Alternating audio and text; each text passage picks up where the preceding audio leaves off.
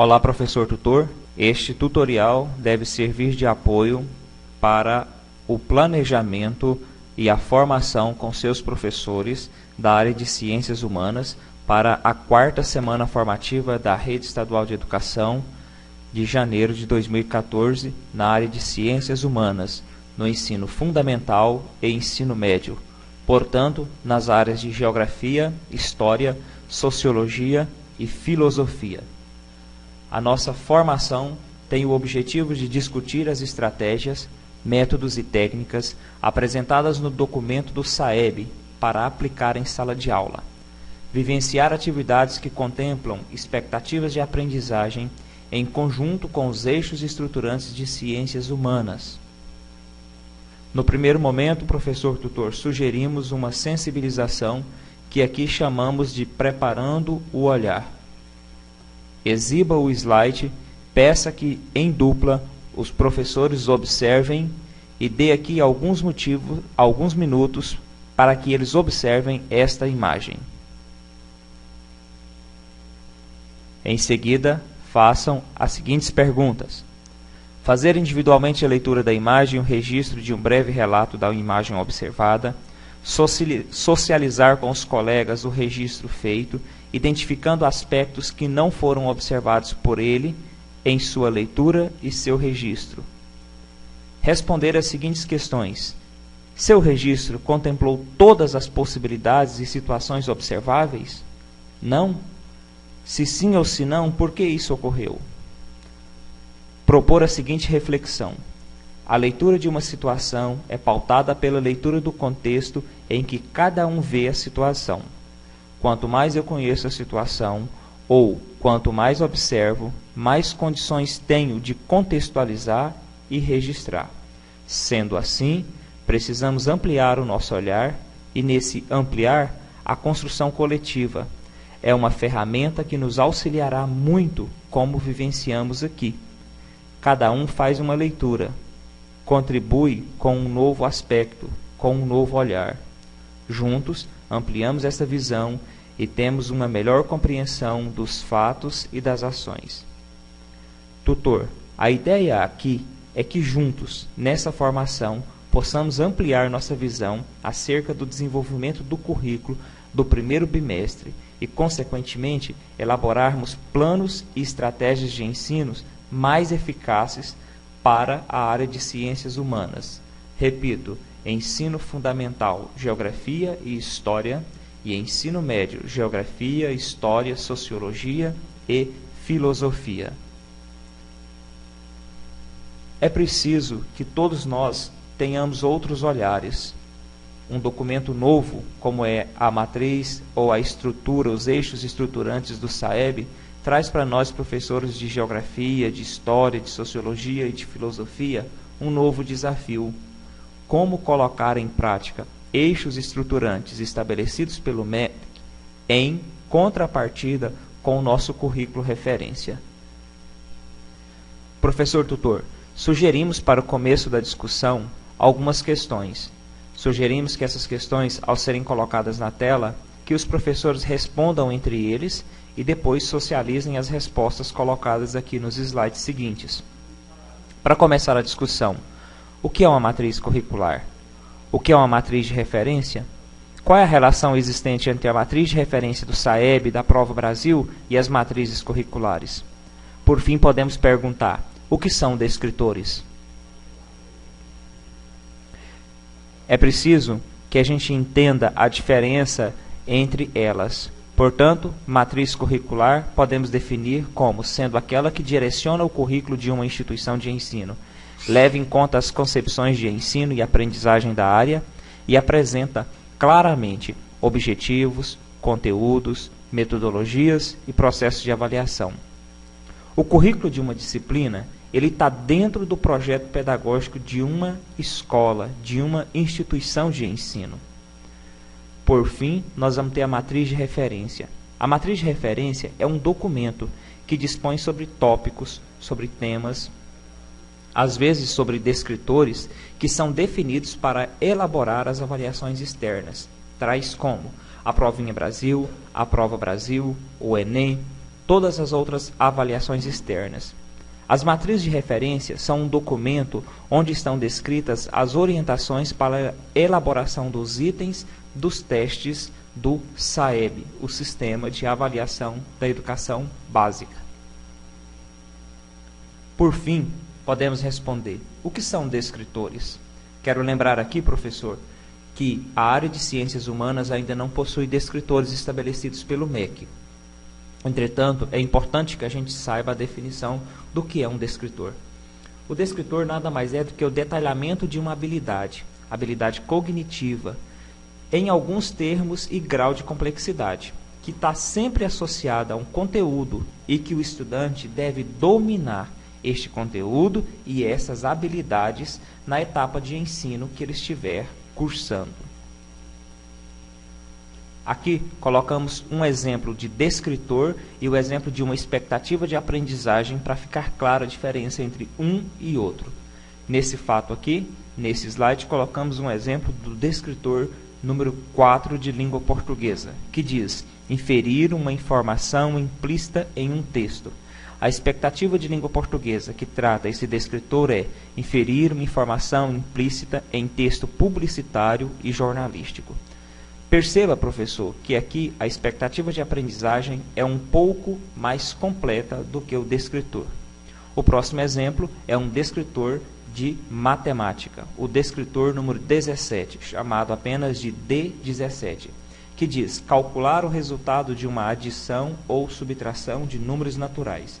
A expectativa que trata do descritor 17 de matemática diz resolver situações problemas que envolva as operações adição, subtração, multiplicação e divisão com números naturais, utilizando procedimentos de cálculos convencionais.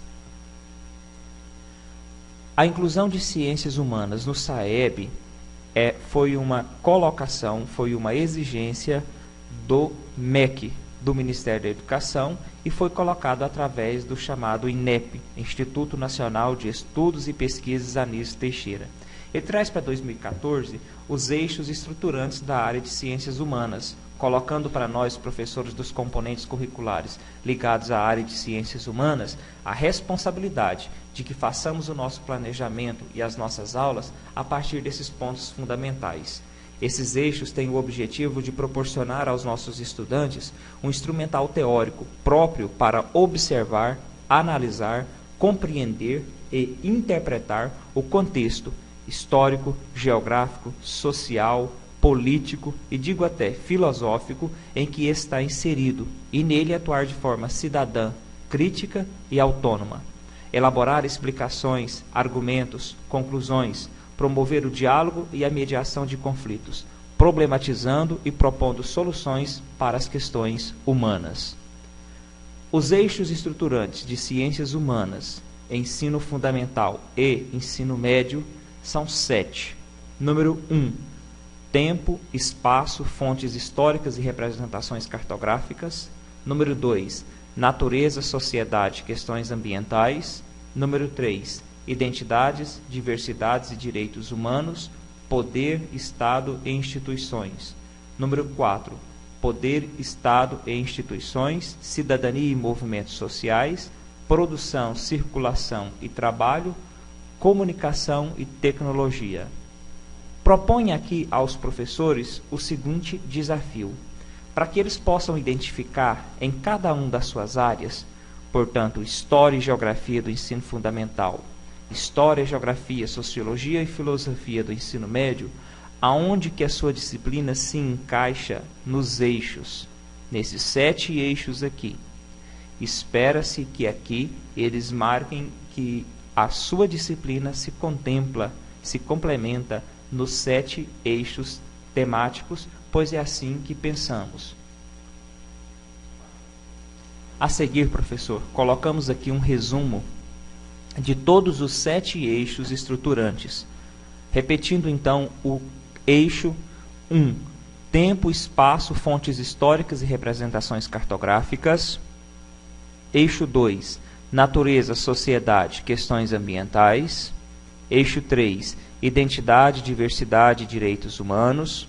Eixo 4, poder, Estado e instituições.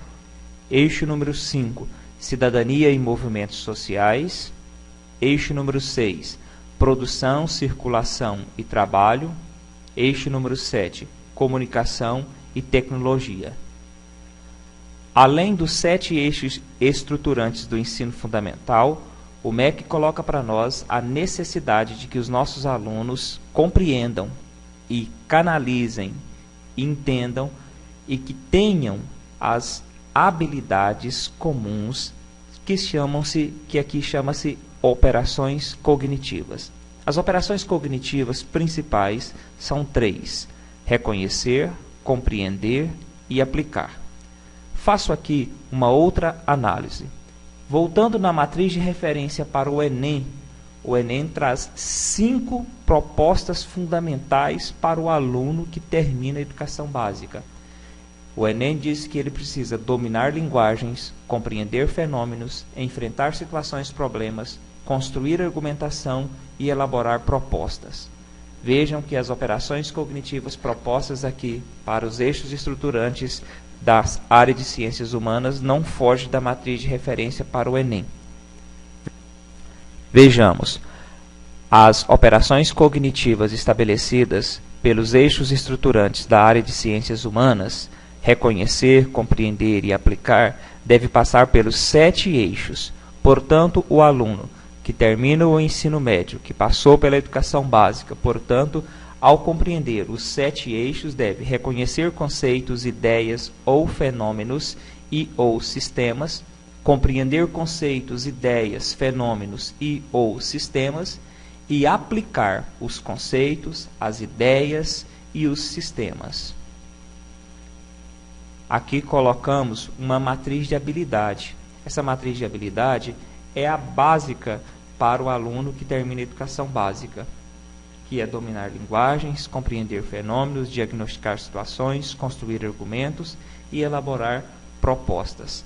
Lembrando que essas habilidades são específicas para o aluno que termina a educação básica e que deve ter clara a ideia, que deve ter isso claro, que deve compreender e dominar essas habilidades para passar num processo seletivo em larga escala. O currículo de ciências humanas, ele compreende conhecimentos produzidos por vários campos da pesquisa, entre eles a antropologia, a economia, a filosofia, a geografia, a história, a política, a psicologia e a sociologia. Na educação básica, nós temos, no ensino fundamental, geografia e história. No ensino médio, nós temos geografia, história, filosofia e sociologia. Para compreender o currículo de referência, é preciso conhecer a concepção de área das ciências humanas, compreender os objetos de estudo de história, geografia, sociologia e filosofia. Precisamos também saber qual é o objeto de ensino de ciências humanas, qual é o objetivo do ensino de ciências humanas. Por fim, como devo ensinar, como ensino ciências humanas. Nós temos que saber que o objetivo da área de ciências humanas é a formação básica do cidadão, que o ensino de ciências humanas deve ser através de metodologias diversificadas no processo de ensino-aprendizagem, e que o objeto de ensino das ciências humanas é o estudo das relações humanas no âmbito das relações sociais. O currículo de referência de ciências humanas está organizado sempre em série. Quando eu digo série, eu estou me referindo ao ensino médio, primeira, segunda e terceira série do ensino médio. No ensino fundamental, sexto, sétimo, oitavo e nono ano. Em expectativas de aprendizagem, em eixos temáticos e conteúdos. Por fim, vale ressaltar que cada expectativa de aprendizagem do currículo referência da rede estadual de ensino está sempre relacionada a diversas habilidades, que cada conteúdo relatado está relacionado a diversas expectativas de aprendizagem. Conteúdos diversos apresentam temporalidades e gradações diversas. Lembrando que os eixos temáticos eles vão sempre direcionar metodologias e práticas a serem desenvolvidas na sala de aula. É sempre bom lembrar também que os eixos temáticos eles fundamentam os conteúdos para o desenvolvimento das expectativas. O exemplo a seguir mostra uma parte do currículo referência. Neste caso aqui, a segunda série do ensino médio da disciplina ou do componente curricular de geografia. Nesse caso, a segunda série do ensino médio. Colocando então aí série, o bimestre, neste caso específico, o quarto bimestre, as expectativas de aprendizagem, eixo temático e conteúdos. Lembrando, professor, que esse aqui é apenas um exemplo. Colocamos aqui um outro exemplo de uma outra habilidade para que a gente possa perceber o diálogo interdisciplinar dentro das expectativas de aprendizagem e nos conteúdos de vários eixos temáticos. Em filosofia, essa expectativa fica dentro do eixo temático política e ética. Dentro de geografia, no eixo temático social, cartográfico, físico, territorial. Em história, no eixo temático organizações políticas, sociais e simbólicas do poder no mundo antigo, entre outras. E em sociologia, dentro do eixo temático poder, política e Estado, entre outros. Podemos fazer aqui dois questionamentos principais. Número 1. Como planejar usando o currículo referência da Rede Estadual de Educação de Goiás com os eixos estruturantes de Ciências Humanas do MEC? Número 2. Os eixos estruturantes de Ciências Humanas e o currículo referência se complementam ou criam um paradoxo? É importante lembrar, professor, que os eixos estruturantes, os 7 eixos, eles contemplam e estão bem casados, estão bem ligados com o currículo referência da Rede Estadual de Ensino. Bom, Ciências Humanas no SAEB. Um pouco de história sobre o SAEB, o Sistema de Avaliação da Educação Básica. Para que serve? Para produzir subsídios para a definição de ações voltadas para a correção das distorções identificadas e o aperfeiçoamento das práticas e dos resultados apresentados pelas escolas e pelo sistema de ensino. Também serve para a correção das distorções e debilidades identificadas e dirigir o seu apoio técnico e financeiro para o desenvolvimento e a redução das desigualdades que ainda existem no sistema educacional brasileiro. O SAEB aplica 2 tipos de instrumentos de coleta de dados. Os chamados testes cognitivos, que são testes de língua portuguesa e de matemática, que é apresentado aos alunos do 5º e do 9º ano do ensino fundamental e da 3ª série do ensino médio. E também questionários contextuais aplicados a alunos, professores e diretores, que levantam informações sobre o padrão de vida dos alunos, de suas famílias, dos professores, sobre as condições das escolas, características e aspectos da vida escolar e social, que podem interferir no desempenho acadêmico do aluno. São os chamados questionários socioeconômicos. A partir de 2005, o Sistema Nacional de Avaliação da Educação Básica, o SAEB, passou a ser composto por 2 avaliações principais. A chamada ANEB, Avaliação Nacional da Educação Básica, a Avaliação Nacional do Rendimento Escolar, também chamada de ANRESC. Lembrando, a ANRESC nada mais é do que a chamada Prova Brasil.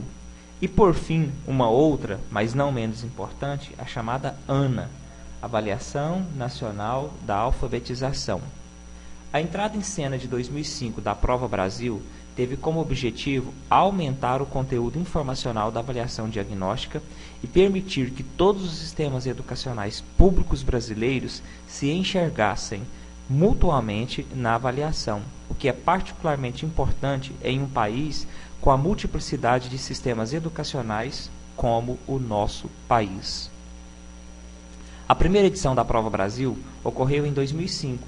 Avaliou alunos da 4ª e 8ª série do ensino fundamental das escolas públicas urbanas, com mais de 30 alunos matriculados na série avaliada. Nas escolas onde o ensino fundamental estava organizado em regime de 9 anos, a prova foi aplicada nas turmas de 5º e 9º ano. Além das provas de língua portuguesa e matemática, os alunos também responderam o questionário destinado a coletar informações sobre o seu contexto econômico, social e cultural. Como já dissemos, o questionário socioeconômico. É preciso que nós, professores, temos a consciência de que as coisas elas possuem muitos jeitos de se ver. Depende do jeito de que a gente pode ver essas avaliações externas. É preciso que a gente entenda que o Estado de Goiás já faz essa avaliação externa, já passou por esse processo, está caminhando muito nisso e, como consequência, tem crescido muito no seu sistema de avaliação.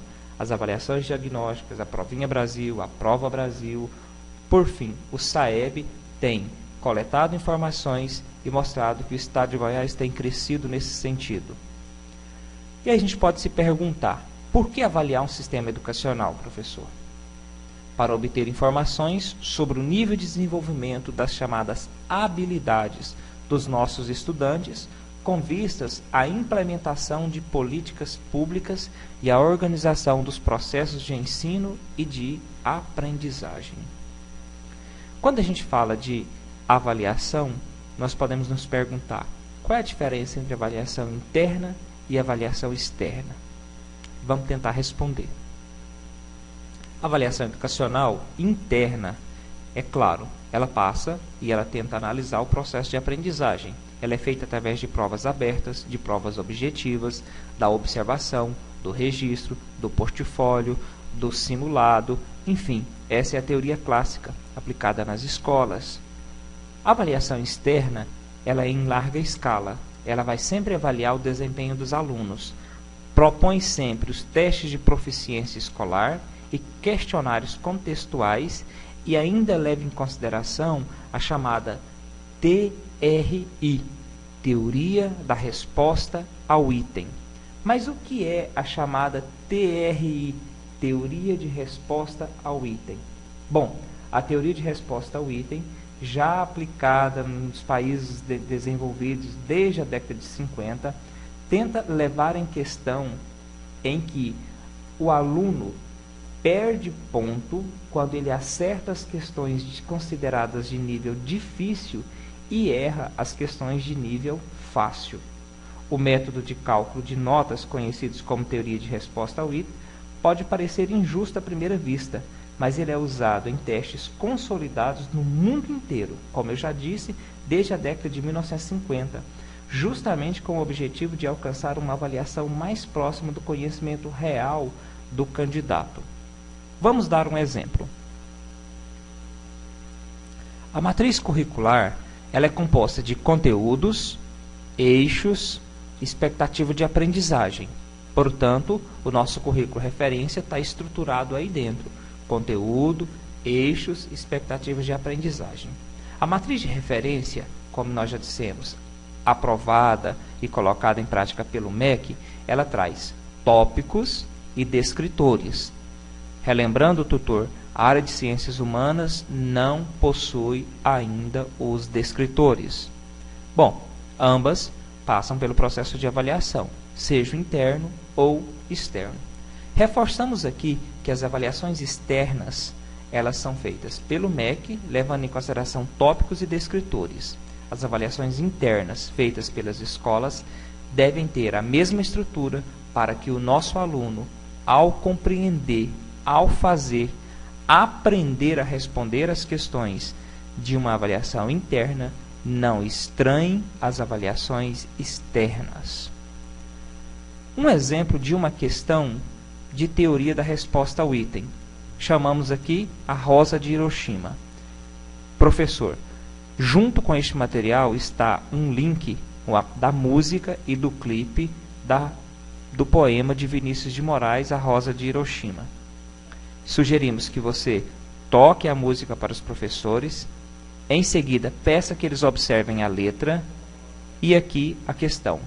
O poema de Vinícius de Moraes, de 1913 a 1980, foi musicado na década de 70 pelo grupo Secos e Molhados. Em seus versos, constrói-se um apelo para que não seja esquecido o quê? Letra A. Situação econômica de um país bombardeado. B. Potência destrutiva de uma bomba nuclear? C. Falta de alimento nos países em desenvolvimento? D. Presença de mulheres nas guerras mundiais? E. Necessidade de um mundo repleto de rosa. Professor, observe a estrutura da questão. O tópico, ou seja, o enunciado, o título, o apoio, que é o poema, a pergunta em si, 5 alternativas. Reforçando, a questão requer que o aluno deduza através do raciocínio quais são os objetivos do produtor do texto e para quem ele alerta sobre as bombas nucleares e seus perigos, pela análise dos procedimentos argumentativos utilizados. Claro, a resposta é a alternativa B. Uma observação muito importante, professor. Uma questão bem estruturada, e nós, professores de Geografia, História, Sociologia e Filosofia, temos a obrigação de estruturar nossas questões nesses moldes para que os nossos alunos, ao chegar nas avaliações externas, não estranhem o sistema de avaliação. Bom, então voltando. Uma questão bem estruturada nunca deve levar o estudante ao erro, nem conter a alternativa NDA, nenhuma das alternativas. Uma questão bem estruturada deve obrigatoriamente ter 5 alternativas A, B, C, D e E para o ensino médio e 4 alternativas A, B, C e D para o ensino fundamental, onde uma resposta, uma alternativa vai ser o gabarito, a chamada resposta correta. As outras 4 para o ensino médio e as outras 3 para o ensino fundamental são as chamadas respostas incorretas, ou chamamos de distratores, que devem ser plausíveis, referindo-se a raciocínios possíveis, mas que não deve conduzir o aluno ao erro, não deve estar fora do contexto e deve produzir raciocínio possível da questão. Proponha, tutor, aqui o seguinte desafio para os seus professores. Para identificar nessa questão, qual foi o enunciado da questão? Vamos tentar responder? O enunciado da questão é a rosa de Hiroshima. Vamos tentar identificar o suporte. Qual que é o suporte? O texto, né? O poema, o texto do poema. O comando. Qual que é o comando? O poema de Vinícius de Moraes, musicado pelo grupo Secos e Molhados e tal. Qual é o gabarito? Alternativa B. Vamos lembrar? O gabarito é a alternativa correta. E os distratores, as alternativas A, C, D e E nesta questão. É lógico, é apenas um exemplo. Gostaria de reforçar que as alternativas são compostas por gabarito e distratores. Gabarito sendo sempre a resposta correta e distratores as respostas erradas. É preciso que nós, professores, tenhamos consciência do que é avaliado em uma prova desta natureza e da amplitude de que nosso currículo escolar deve ter. O que pode ser percebido ao se entender as diferenças fundamentais entre os dois diferentes tipos de matrizes. Colocamos aqui todos os eixos temáticos de ciências humanas do currículo referência. Se a gente fizer uma análise mais minuciosa, vai perceber que esses eixos de geografia, história, sociologia e filosofia estão todos contemplados dentro dos 7 eixos estruturantes do ensino de ciências humanas promovidos pelo MEC. Então, vamos planejar uma atividade sequenciada em grupos, História e Geografia. Professor, em atividades sequenciadas, o professor tem que ficar atento para o ir e vir nas atividades, pois uma atividade complementa a outra, supõe um rico processo de interação aula a aula. Portanto, é sempre exigido esse movimento e de formação e remanejamento de grupos de estudantes, que reforça a troca de experiência e de saber entre eles. Nessa perspectiva, nós começamos a mostrar essa sequência de atividades que temos como o tema Goiás e seus municípios no contexto nacional. Para um público de alunos, ela foi planejada para o sétimo ano. E nesse planejamento nós utilizamos bases, recortes de atividades já escritas por professores da rede. A metodologia adotada aqui nesta sequência de atividade, ela passa por 3 perspectivas. Na primeira etapa, o conhecimento prévio dos estudantes, que se trabalha na busca de saber tudo que o estudante já tem conhecimento sobre o assunto. Na segunda parte, nós vamos ampliar, estruturar o conhecimento, que busca aprofundar os conteúdos com mais leituras, pesquisas, e depois sistematiza esses conhecimentos, que busca o registro sistematizado, a escrita e reescrita, ou seja, a produção de conhecimentos e posterior socialização dos trabalhos. Dando início à atividade sequenciada, a primeira atividade é conversando sobre Goiás, que faremos os levantamentos do conhecimento prévio desses alunos, que é a sondagem e eventuais dificuldades que eles apresentam sobre a história e a cultura do estado de Goiás. E aí trabalharemos com o poema Humildade, de Cora Coralina, que aborda a questão da cultura, e trabalhando com um poema que atenda à proposta das manifestações culturais dos jovens e de todo o estado de Goiás. Esse poema será entregue aos estudantes, uma cópia para a devida leitura, para que sejam respondidas as questões.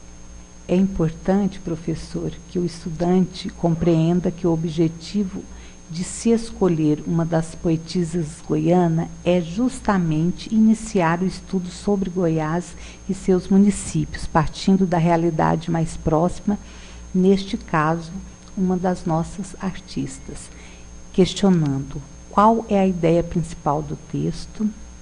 Você conhece este poema? O que você sabe sobre a autora Cora Coralina?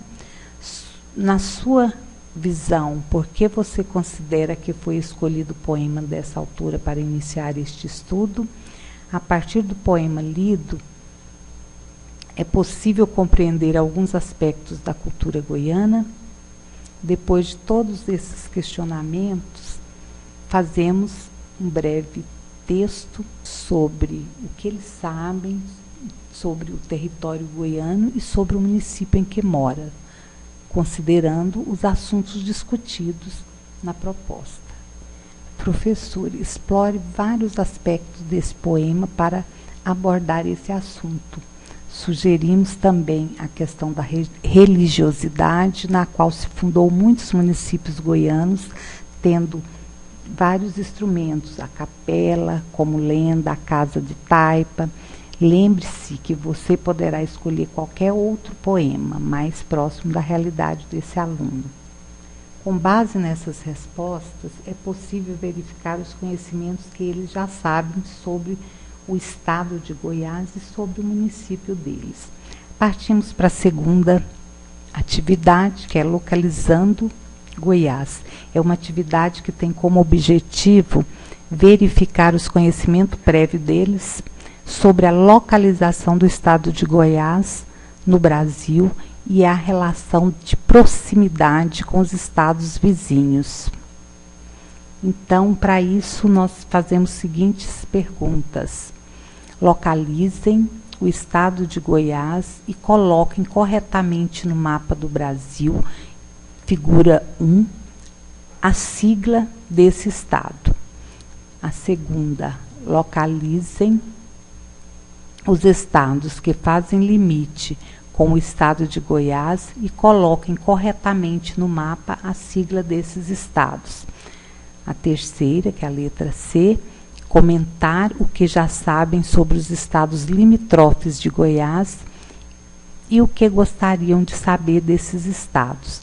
Percebam as relações que sejam econômicas, culturais e outras, que esses estados estabelecem entre si. Este mapa, figura 1 do Brasil, será entregue para os estudantes. Passamos para a terceira atividade. Aqui nós já temos um caráter mais de ampliação dos conhecimentos. É uma atividade que requer mais mais leituras, mais pesquisas, vai aprofundando mais no assunto. Localizando no mapa os municípios de Goiás. Objetivo: verificar os conhecimentos dos estudantes sobre a localização dos municípios goianos no estado de Goiás e a relação que tem entre si e com a capital Goiânia. Professor, para esta atividade, em grupo de estudantes, distribua a cópia do mapa político de Goiás. Somente com o traçado que está indo anexo a essa atividade.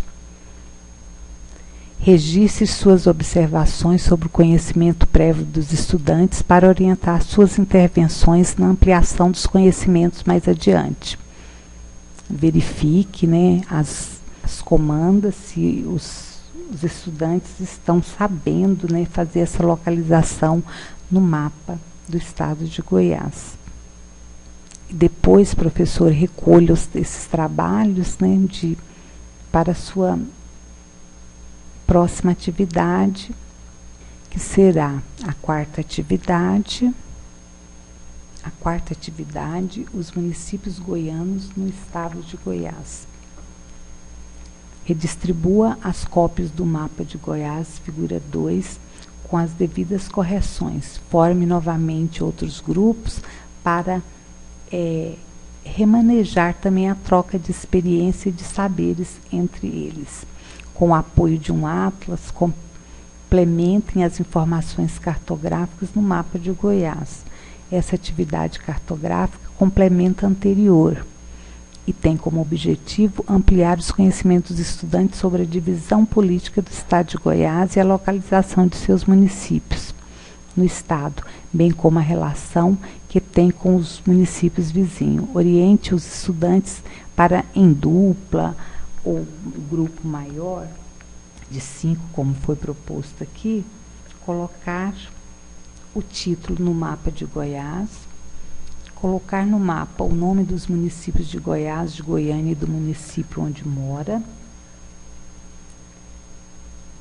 e explicar a influência da cidade de Brasília para o estado de Goiás, bem como ele pode identificar Brasília no mapa e criar um símbolo para localizá-la no mapa.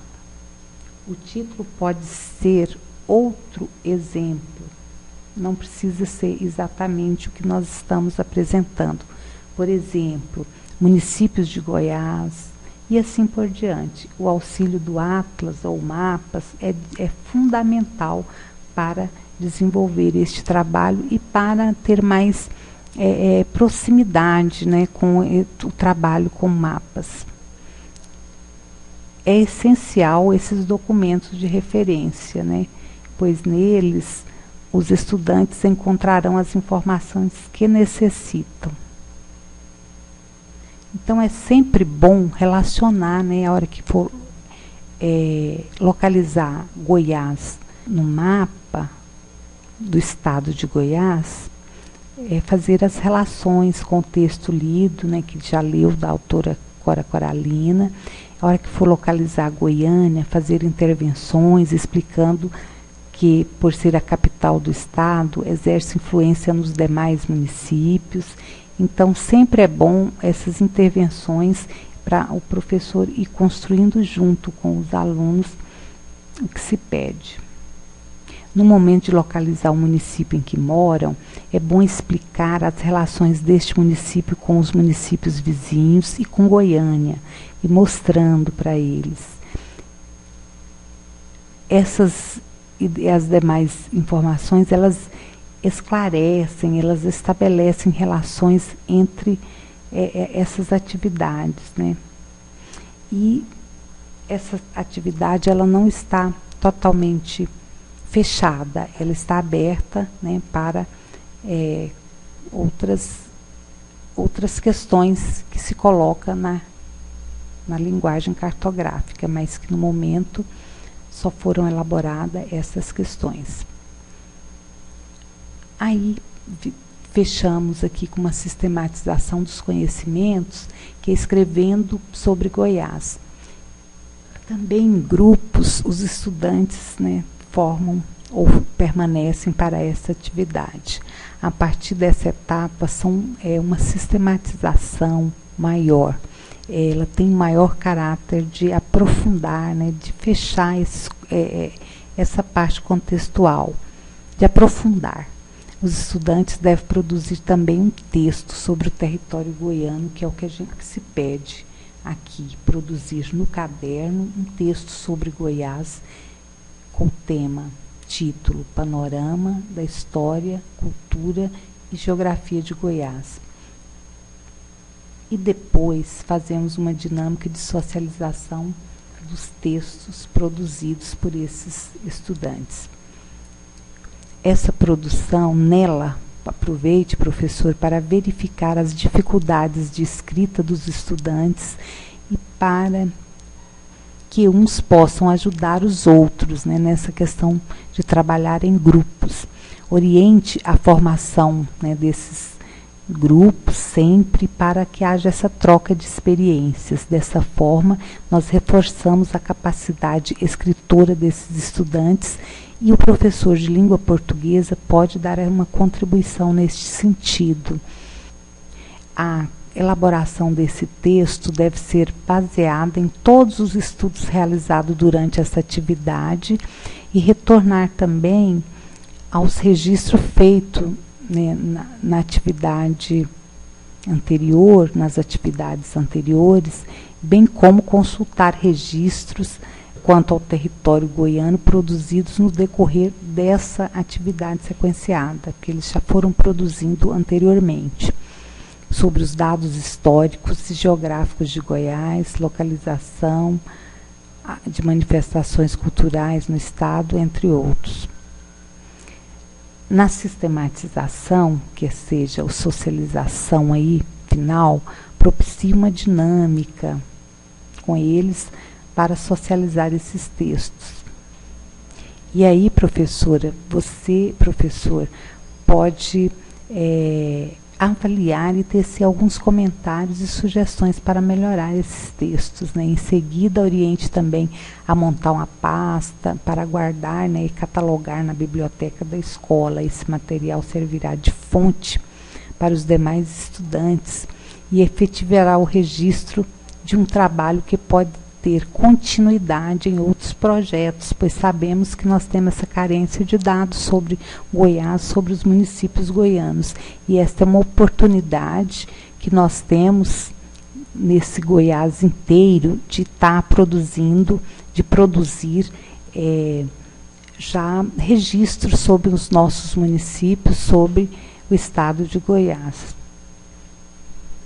Por fim, professora, é importante que retome as anotações sempre desses alunos sobre o que sabiam sobre Goiás. Lá na primeira atividade, no item B, nós temos algumas, né, anotações, comparando com o que sabem agora, de forma que percebam o quanto aprenderam sobre o estado e sobre o município em que moram, as suas origens, as suas manifestações culturais, que estão declaradas aí nos registros.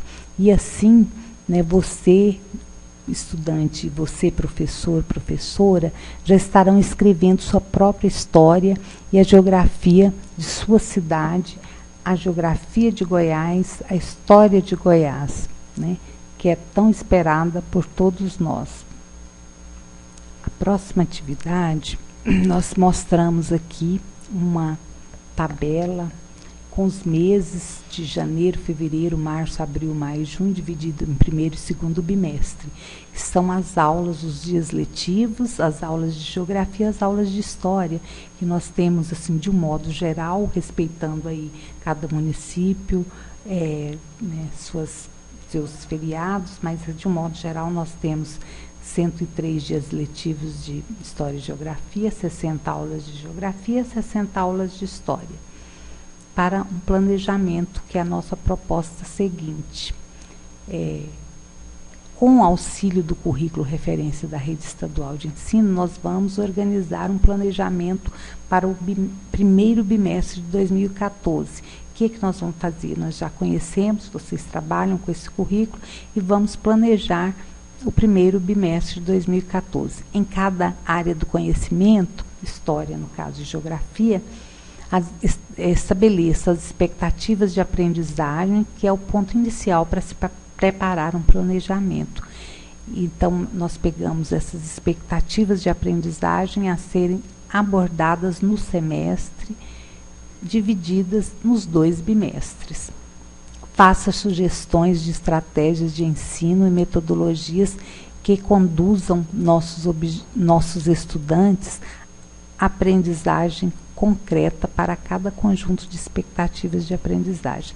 Então, professor, vamos, depois de todo esse trabalho em grupo que nós fizemos, de toda essa discussão, passamos a elaborar esse planejamento para o primeiro semestre, ou seja, os 2 primeiros bimestres de 2014, baseados no currículo referência da Rede Estadual de Educação de Goiás, partindo das expectativas de aprendizagem, ok?